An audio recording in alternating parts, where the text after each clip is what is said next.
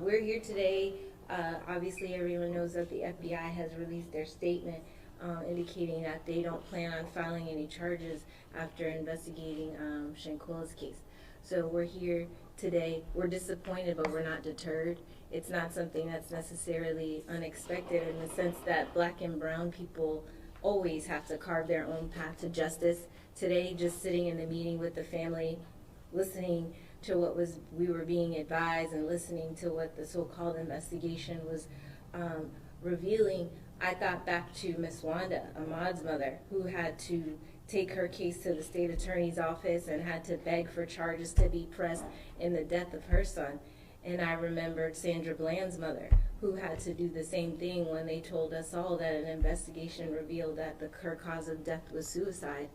And I think most about in Shanquella's case, because her attack was captured on video, and now we're being told that there isn't going to be an arrest, or there aren't going to be any charges brought.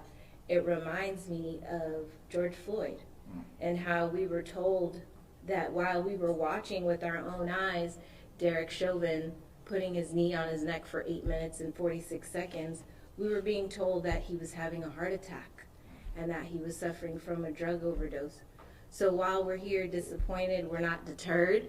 We're going to continue to press on. We're going to continue to demand that there's a high level of diplomatic intervention in this case, that if the U.S. authorities are now again telling us, oh, well, it's back on Mexico because Mexican authorities have to do something, we don't have a problem with that. We know that we have to carve our own path to justice, and we've been doing that from the very beginning.